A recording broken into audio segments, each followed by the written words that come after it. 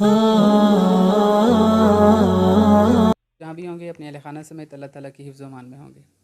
तो आज हमारे साथ इंटरव्यू के लिए जो शख्सियत मौजूद है वो माशाल्लाह यंगस्टर्स के लिए एक मोटिवेशन है, और आप माशाल्लाह एक मोटिवेशनल स्पीकर और टीचर्स ट्रेनर भी हैं, और तकरीबन 2.5 लाख के करीब आपने लोगों को मोटिवेट किया है, जिसमें टीचर्स भी शामिल हैं, स्टूडेंट्स भी शामिल हैं और यंगस्टर्स भी शामिल हैं। 2019 में आपको उस वक्त के गवर्नर चौधरी सरवर से प्राइड ऑफ पाकिस्तान का अवार्ड मिला, जिसमें आपने फ्री ऑफ कास्ट यूथ को मोटिवेट किया था। और मार्च 2022 में यूएसए की एक ऑर्गेनाइजेशन आयरिक्स की तरफ से आपको अवार्ड मिला। अवार्ड था फाइनेंशियली एम्पावरिंग टू यूथ का सर्टिफिकेट था ये, जिसमें आपने यूथ को स्किल्स के मतलब एम्पावर किया था। इसके अलावा और भी बहुत से सर्टिफिकेट्स और अवार्ड हैं, जिसमें से एक नुमाया है, वो भी मैं आपको बताना चाहता हूँ कि चौधरी परवेज़ इलाही की तरफ से आपको एक तारुफ़ी सर्टिफिकेट भी दिया गया, एक तारुफ़ी ख़त था जो आपको मसूल हुआ। और अगर मौजूदा मैं बात करूं तो आप एक स्कूल सिस्टम भी बहुत अच्छे अंदाज से उसको चला रहे हैं, उसका नाम है अलहमद स्कूल सिस्टम। तो हमारे साथ मौजूद हैं जनाब मोहम्मद बिलाल शाह साहब। अस्सलाम वालेकुम सर। जी वालेकुम अस्सलाम वरहमतुल्लाह। सर कैसे हैं आप? जी अल्लाह का शुक्र ज़ीशान भाई, बहुत शुक्रिया, मैं ठीक ठाक हूँ अल्हम्दुलिल्लाह। सर सबसे पहले तो हम आपको अपने इस चैनल पर इंटरव्यू शो में खुशामदीद कहते हैं, आपने अपना कीमती वक्त निकाला और हमारे साथ आए। जी बहुत शुक्रिया ज़ीशान भाई, मैं भी आपका शुक्रगुज़ार हूँ कि आप गुजरात से यहाँ पे 1.5 घंटा की मुसाफिर तय करने के बाद तशरीफ़ लाए। अल्लाह ताला आपके तवस्सुल से हमारी कही हुई बात को, यूथ को इस पर अमल करने की तौफ़ीक जो है वो नसीब फ़रमाए, और हमारे अमल को जो है वो बेहतरीन फ़रमाए। जज़ाकल्लाहु खैर। आमीन जी। सबसे पहले तो हम सर से पूछेंगे कि आपने जो है ना अपनी एजुकेशन का स्टार्ट कहाँ से किया, इब्तदाई तालीम कहाँ से हासिल की, then college, then university life, और फिर तो एक लंबी जर्नी स्टार्ट होगी जनाब ट्रेनिंग वाली। तो सर आपने सबसे पहले जो है वो अर्ली एजुकेशन कहाँ से स्टार्ट की? जी ज़ीशान भाई, जो अर्ली एजुकेशन मेरी है वो एपीएस पेशावर, जहाँ पे अटैक हुआ था। मेरे वाले साहब चूँकि एक आर्मी में एक ऑफ़िसर थे, तो हम यहाँ से सियालकोट से वो माइग्रेट होके पेशावर चले गए। और पेशावर में पहले मैं एफजी स्कूल में पढ़ता था, ये आर्य बाज़ार के बिल्कुल साथ था, तारिक रोड पे। और उसके बाद एफजी से मैं 5 के बाद जो है वो आर्मी पब्लिक स्कूल जो हमारा उधर वर्सिक रोड पे है, वहाँ पे चला गया, और वहाँ से जो है वो मैंने अपना मैट्रिक कंप्लीट किया। ठीक है, और इसके बाद फिर कॉलेज? उसके बाद वाले साहब जो है उनकी जॉब ख़त्म हो गई, वो पेंशन आ गए। तो फिर जब हम वापस अपने आबाई गाँव आबाई इलाके में आए, तो यहाँ पे फिर हमने सिट कॉलेज को चूज़ किया, और सिट कॉलेज सियालकोट में मैंने जो है वो आई कॉम अपना कंप्लीट किया। जी ठीक है माशाल्लाह। और फिर इसके बाद जो है आपकी यूनिवर्सिटी लाइफ आ जाती है। उसके बाद यूनिवर्सिटी लाइफ जो है वो फिर नज़दीक जो यूनिवर्सिटी थी वो थी यूनिवर्सिटी ऑफ गुजरात। तो अल्हम्दुलिल्लाह उस यूनिवर्सिटी के अंदर फिर जो है ना वो बड़े शफ़ीक उस्ताज़ा जो है वो मिले, और वहाँ से फिर मैंने अपना जो है वो 4 साल degree programme BBA in HR, जी एचआर, वो मैंने वहाँ से 2016 के अंदर कंप्लीट किया। जी तो प्रैक्टिकल लाइफ का आगाज़ कब किया और कहाँ से किया? ज़ीशान भाई, प्रैक्टिकल लाइफ का अगर मैं थोड़ा सा आपको बताऊं तो ये स्टार्ट हो गई थी 2014 में, जब हमारा 6 सेमेस्टर था। तो वहीं से फिर मैंने ये सोचा कि यार मैं पाकिस्तान में पाकिस्तान के बच्चों के लिए मैं क्या कर सकता हूँ। तो फिर एक सब्जेक्ट था ट्रेनिंग एंड डेवलपमेंट, और टीचर भी हमारे गुजरात के हैं सर यासिर आफ्ताब फ़ारूकी। उनकी ज़ेर साया ज़ेर शफ़क़त जो है वो फिर मैंने ट्रेनिंग को सीखा। और जो फ़र्स्ट ट्रेनिंग फिर मैंने अपनी इंटर्नशिप के तौर पे, या एक डेमो के तौर पे, या एक प्रोजेक्ट के तौर पे जो मैंने करवाई, वो मैं एक स्कूल में गया और मैंने उनको जो है रिक्वेस्ट ये की कि यार ये प्लीज़ ट्रेनिंग करवा लो, मेरा एक प्रोजेक्ट है, तो प्लीज़ इसको जो है वो मेरी हेल्प करो। तो उन्होंने कहा कि ठीक है, आप इस तरह करें कि एक दिन दिया मुझे, उस दिन आप आ जाएं, और फिर हम अपने टीचर्स को बोलेंगे तो फिर वो आप ट्रेनिंग करवा लीजिएगा। ठीक है, फिर वो मुकर्रर दिन के ऊपर मैं गया, और फिर वो फर्स्ट ट्रेनिंग थी जो मैंने उस स्कूल के अंदर जो है वो ये करवाई। कौन से सन की बात है? ये 2015 2014 का एंड था, और 2015 का स्टार्ट था। ये फर्स्ट वैसे ट्रेनिंग। मुलाजमत नहीं आपने स्टडी के बाद स्टार्ट की, कहीं पर जॉब की हो? जॉब के हवाले से मैंने, क्योंकि मेरा पैशन था कि मैं स्कूल जो है वो बनाऊंगा। ये स्कूल बेसिकली एक लैब होती है जिसमें अगर मैं एक ट्रेनर हूँ तो ट्रेनर को भी एक लैब की ज़रूरत होती है कि वो कुछ अपने आइडियाज़ या कुछ ऐसी प्रैक्टिसेस जो वो अपने सेशन में बताता है वो ख़ुद उसकी प्रैक्टिस कहाँ पे करता है। सही बात है। अब एक ट्रेनर है वो फॉर एग्जांपल कुछ चीज़ें कहीं से लर्न करके या पीपीटीज वगैरह उठा के ट्रेनिंग डिलीवर कर देता है, तो इस कॉन्टेक्ट पे मैं यकीन नहीं रखता। मैंने सोचा कि यार मैं अगर ट्रेनर बनना चाहता हूँ तो मुझे अपनी लैब बनानी है। सही बात। उस लैब के लिए फिर मैंने जॉब की ऑक्सफोर्ड स्कूल मंगवाल। मंगवाल में बड़े शफीक जो है वो हमारे बड़े भाई हैं। फिर अब अल्हम्दुलिल्लाह वहाँ पे जॉब करने के बाद आज मैं उनका परमानेंट ट्रेनर हूँ। और साथ ट्रेनिंग्स की जर्नी को साथ उनका एज अ वाइस प्रिंसिपल मैंने ज्वाइन किया, फिर प्रिंसिपल रहा और मैंने वहाँ पे 6 माह यहाँ से हेडमला से मैं गुजरात जाता था बाइक के ऊपर और वहाँ पे मैंने जॉब की। और जी, तो माशाल्लाह सर चूँकि अपनी जो है वो ट्रेनिंग का आगाज़ उन्होंने शुरू से ही कर दिया था, लेकिन बाद में इनकी फिर एक प्रोफेशनल लाइफ भी स्टार्ट हुई। इन्होंने बाकायदा जो बड़े प्लेटफॉर्म्स हैं वहाँ पर जाके मोटिवेट किया लोगों को। तो वो हम इनसे जानते हैं कि आपने प्रोफेशनल ट्रेनिंग्स जो हैं वो कहाँ पर की? जी ज़ीशान भाई, जब ट्रेनिंग का सिलसिला जो है वो आगे बढ़ा और मैंने ये सोचा कि मैंने इसको एज आ प्रोफेशनल करियर इसको मैंने अब परमानेंट अडॉप्ट करना है, क्योंकि ये मेरा पैशन भी है। तो फिर मैंने क्या किया कि मैंने चाहा कि मैं इसको मज़ीद सीखूं। मज़ीद सीखने के लिए सबसे पहला जो इदारा है जो मैंने चूज़ किया वो है school of leadership. School of leadership Karachi से कामरान रिजवी साहब हमारे ट्रेनर थे, बुरहान जालियांवाला, बुरहान शाह, उसके बाद उमैर जालियांवाला। ये हमारे ऐसे एक स्टार्ट में अर्लियर जो मेरे उस्ताद थे और इनसे फिर मैंने बेसिकली ट्रेनिंग सीखी कि ट्रेनिंग करती कैसे हैं। पहला इदारा जहाँ से मैंने ट्रेनिंग ऑफिशियली करवाई वो तिफली था। तिफली एजुकेशन से पाकपतन, सरगोदा, सियालकोट, उसके बाद हम गुजरांवाला, लाहौर, ये डिफरेंट सिटीज़ हैं जहाँ पे जाके अल्हम्दुलिल्लाह मैं टीचर्स को बेसिकली, क्योंकि इनका सिलेबस के साथ जो है वो टीचर ट्रेनिंग जो है वो कोलैबोरेट करके ही करवाते हैं, तो मैं उनको ट्रेनिंग देता रहा जिसके अंदर क्लासरूम मैनेजमेंट है। बच्चों के लिए हवाले से अगर बात करें तो पेपर प्रेजेंटेशन स्किल्स है, उसके बाद इफेक्टिव कम्युनिकेशन है, पर्सनैलिटी के ऊपर कुछ ट्रेनिंग्स हैं। ये सारी जो है ना वो कंटेंट जो है इनको मैं डिलीवर करता रहा तिफली के प्लेटफॉर्म से पहला जो है। उसके बाद तिफली के बाद ब्रिटिश काउंसिल के साथ मैंने काम किया। उसके बाद दी एम ट्रेनिंग्स मैंने अपना एक इदारा बनाया। दी एम ट्रेनिंग से मैंने बहुत ज़्यादा पाकिस्तान के अंदर अल्हम्दुलिल्लाह अपनी सर्विसेज दी, फ्री ऑफ कॉस्ट दी। आज भी मैं ये ऐलान करता हूँ कि पूरे पाकिस्तान से कोई भी शख्स अपने स्टाफ की डेवलपमेंट करना चाहता है, अपने स्टाफ को बाकायदा जो हमारे अभी असरी तकाज़े हैं उनके मुताबिक डालना चाहता है, तो वो फ्री ऑफ कॉस्ट हमें हमारी टीम के साथ रब्ता करे। आपके तवस्सुल से यहाँ पे नंबर दे दिया जाएगा, मेरे मैनेजर से रब्ता करें, वो इसको जो है वो ऑन बोर्ड लेंगे और हम फ्री ऑफ कॉस्ट आपके स्पॉट के ऊपर आके ट्रेनिंग करेंगे, फ्री ऑफ कॉस्ट अल्हम्दुलिल्लाह। ये है असल में जो है ना वो एजुकेशन में काम। ऐसे लोग होते हैं जो कि फ्री ऑफ कॉस्ट जाते हैं कि यार हम जाएं और किसी का, हमारे वजह से अगर किसी का भला हो जाए तो हम उसमें, हमें कोई पैसे भी नहीं चाहिए। तो इस तरह के लोग होते हैं जो कि एजुकेशन के लिए सर्व करते हैं माशाल्लाह। जी, तो मैं अब काफ़ी ट्रैवल करके जब सर के पास आया हूँ, इनके ऑफिस में आया हूँ, तो मैंने माशाल्लाह देखा है, अभी मैंने आपको सर्टिफिकेट्स दिखाए भी हैं इनके कौन कौन से हैं। वो माशाल्लाह मैंने काफ़ी ज़्यादा सर्टिफिकेट्स और अवार्ड्स इनके देखे हैं। तो इन्हीं की ज़ुबानी सुनते हैं कि ये आपके अवार्ड्स और सर्टिफिकेट्स हैं वो कहाँ कहाँ से मिले। ज़ीशान भाई, सबसे पहले तो जब मैं इस जर्नी के अंदर जो है वो बहुत डिफ़िकल्टीज़ के बाद एक बाइक के ऊपर जाना और एक ट्रेनर का ना पूरा गेटअप होता है, सूटेड बूटेड, गाड़ी शाड़ी, तो ये सारी चीज़ों के बगैर, गाड़ी के बगैर बिल्कुल जो है वो मतलब जाना और जाके स्कूल का दरवाज़ा जो है वो खटखटाना और प्रिंसिपल को ये कहना कि प्लीज़ ट्रेनिंग करवाने दो। जब ये वाला सफ़र स्टार्ट हुआ तो ये तकरीबन 2 साल तक चला। अच्छा। इस 2 साल सफ़र के अंदर अल्हम्दुलिल्लाह मुझे ये एज़ाज़ मिला कि मुझे एक तारीफ़ी जो है वो ख़त आया। तारीफ़ी ख़त जो है वो मुझे उस वक्त के नायब वज़ीर आज़म पाकिस्तान चौधरी परवेज़ इलाही साहब, जो कि आप ऑडियंस को दिखा सकते हैं, उन्होंने मुझे ख़त जो है वो भेजा कि आपकी जो कोशिशें और काविशें हैं इस सोसाइटी के लिए उसको हम रिकग्नाइज़ करते हैं। तो मेरा जो वो छोटा सा मतलब समझे कि दिल था वो मेरा बहुत बड़ा हो गया, इतना बड़ा जिगर हो गया। उससे आपको मोटिवेशन मिली? मुझे मोटिवेशन मिली कि यार देखें, एक दिया लेके अगर मैं चल रहा हूँ, उस दिए के अंदर वो दिया भी तो किसी चीज़ से चलता है ना, क्योंकि अल्टीमेट सोर्स ऑफ नॉलेज या तो अल्लाह है या नबी पाक सल्लल्लाहु अलैहि वसल्लम है या सिक्स सेंस है, इसको कह सकते हैं। ये सारा कुछ कहीं से डिलीवर होता है। तो उस दिए के अंदर रोशनी कहाँ से आएगी, उसके अंदर पेट्रोल या तेल कौन डालेगा, ठीक है। तो वो थोड़ा सा ख़त आने से मुझे क्या मिला, मुझे मोटिवेशन मिली। मैं थोड़ा सा मतलब चौड़ा हुआ कि हाँ यार ये करना चाहिए, लोग इसको रिकग्नाइज़ करते हैं।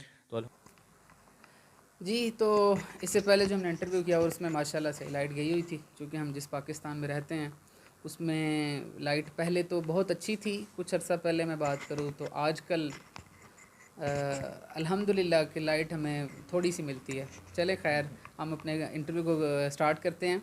तो सर, आपने कहा कि स्किल्स, मैंने आपसे पूछना था कि जो हमारी यूथ है ये स्किल्स की तरफ क्यों नहीं आ रही? ज़िशान भाई, बेसिकली इस तरह से है कि क्यों नहीं आ रही, इससे पहले हम जो है ना वो थोड़ा सा बात करते हैं यूथ बेसिकली अभी किस पोजीशन में है। अभी अल्हम्दुलिल्लाह बहुत से ऐसे लोग हैं जिन्होंने इसके ऊपर कोशिश की है।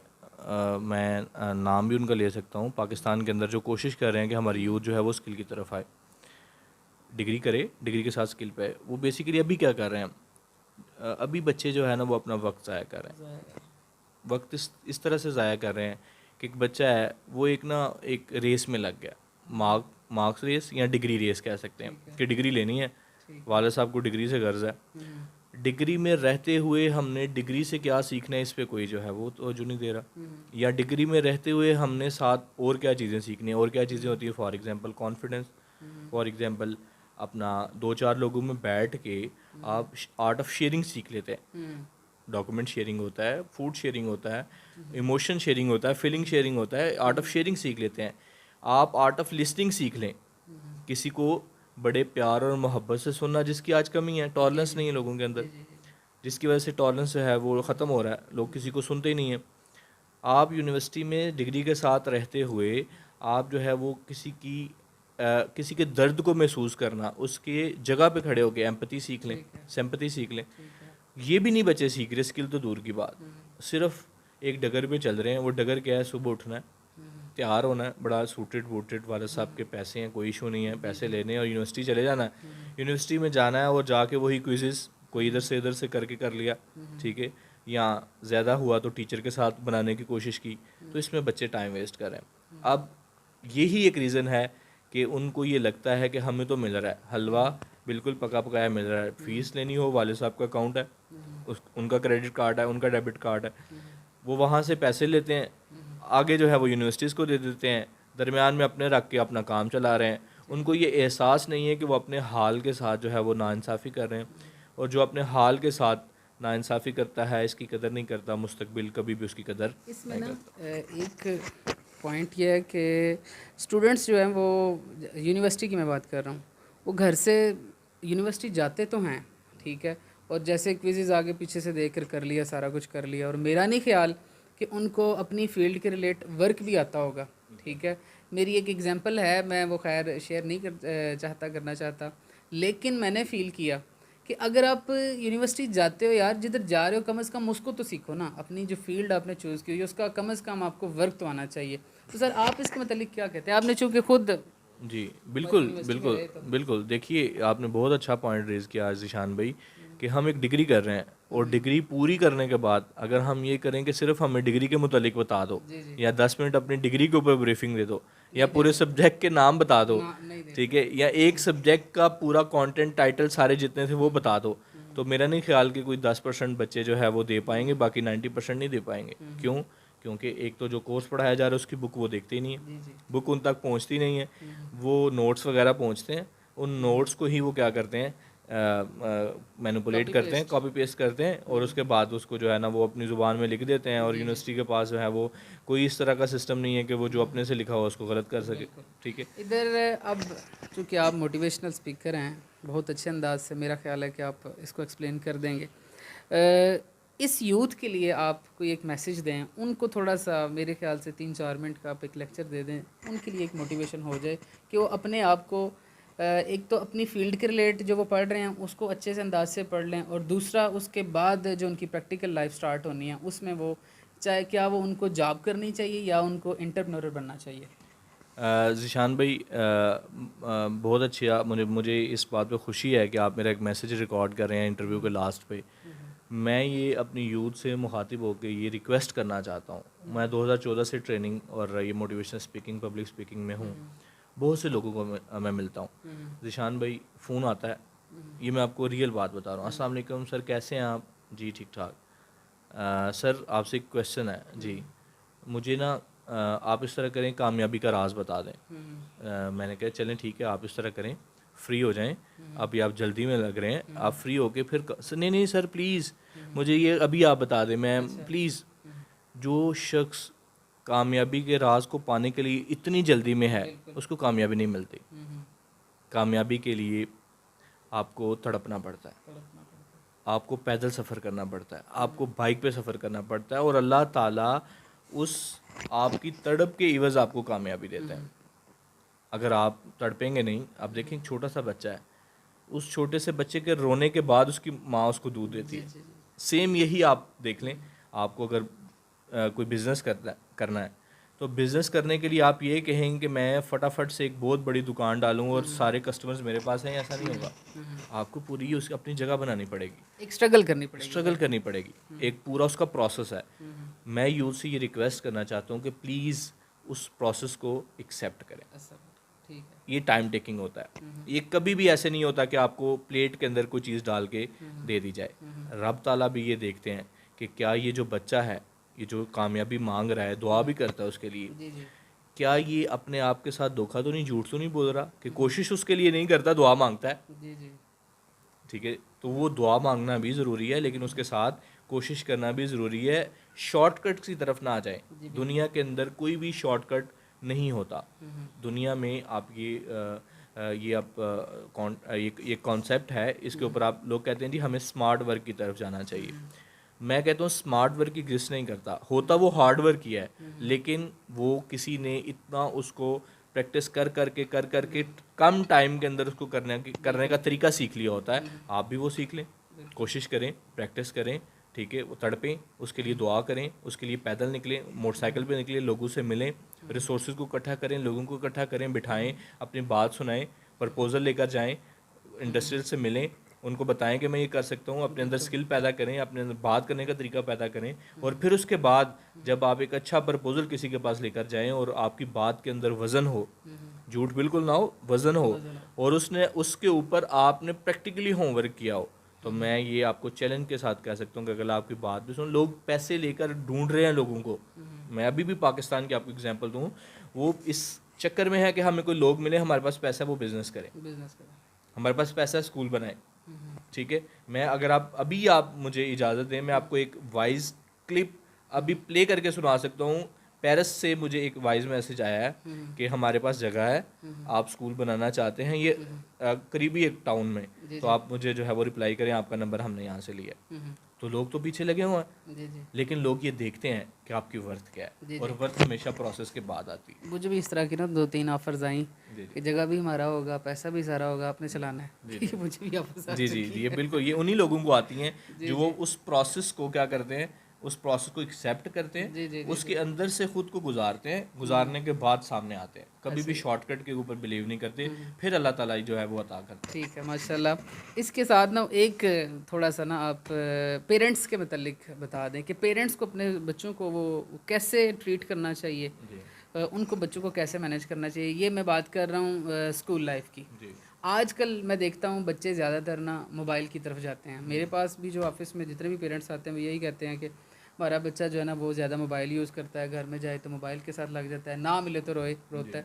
ये इस लिहाज से ज़रा पेरेंट्स को गाइड कर दें कि कैसे मैनेज करना चाहिए उनको। ज़ीशान भाई, इसका सोल्यूशन बिल्कुल सादा है। आज अगर ये आप अप्लाई करें, कोई भी पेरेंट अपने बच्चे के ऊपर अप्लाई करे, तो थोड़ी देर के अंदर उस जो लत लग गई है मोबाइल की वो छूट सकती है। बच्चे को सिर्फ़ और सिर्फ, ये बात छोटी है लेकिन इसका वज़न बहुत है, बच्चे को ख़ुद टाइम देना शुरू करें। ठीक है। हमने बेसिकली क्या किया, हम वालदा जो है ना, वो बच्चा थोड़ा सा रोता है, वालदा काम कर रही हैं, वो अपनी जान छुड़ाने के लिए फ़र्स्ट मोबाइल देते हैं। पहले तो वो जान छुड़ा रही थी, अब वो जान छुड़वा रही है कि ये मुझसे मोबाइल ना ले, लेकिन नहीं छूटती। जी जी जी। तो पहले की क्या होता, उसको पास बिठाया होता, बेशक काम भी साथ कर रही थी, उसको शफकत से मोहब्बत से बताया होता, उसको जो काम कर रही थी वो उसका प्रोसेस समझा दिया होता, उसको टाइम दिया होता। बच्चे के अंदर इमोशनल इंस्टेबिलिटी होती है, क्रोसिटी होती है किसी काम को, आप उसको बोले ना ये स्विच में हाथ नहीं देना, वो सोचेगा कि स्विच में हाथ क्यों नहीं देना। जब तक आप उसको पूरा सच नहीं बताते कि बेटा स्विच में हाथ देने से करंट पड़ती है, ये देखो किसी को करंट पड़ी थी, मैं उसकी फिंगर आपको दिखाता हूँ, ये यूट्यूब पे उसकी उंगलियां जल गई थी, वो उसकी डेथ हो गई थी। जब तक आप उसको पूरा सच नहीं बताते, वो क्रॉस रहती है, वो जाके स्विच में उंगली दे देता है। बिल्कुल। ठीक है, तो हमेशा हम बेसिकली क्या करते हैं, बात को एंड करते हुए मैं आपको बताता हूँ कि हम बच्चे के साथ आधा सच बोलते हैं, और half truth is worse than a lie. हमें बच्चे सारी को बातें आपने सर बिलाल शाह साहब की सुनी हैं, मुझे तो बहुत अच्छी लगी हैं, बहुत मज़ा आया सारा कुछ सुन के, और उम्मीद है कि आपको भी अच्छी लगी होंगी। जो इन्होंने यूथ के मतलब बात की, जो इन्होंने टीचर्स, स्टूडेंट्स, जो है उसके बाद पेरेंट्स के मतलब या बच्चों के मतलब जो भी हमने बात की, उम्मीद है कि आपको वो सारा कुछ अच्छा लगेगा। हम सर बिलाल शाह साहब का बहुत शुक्रिया अदा करते हैं कि वो हमारे चैनल पर आए, उन्होंने अपना कीमती वक्त हमें दिया। तो उम्मीद करते हैं नेक्स्ट भी इनके साथ जो है ना वो डिफरेंट टॉपिक्स के ऊपर हम इंटरव्यूज़ करते रहेंगे। तब तक के लिए अल्लाह हाफ़िज़, पाकिस्तान ज़िंदाबाद।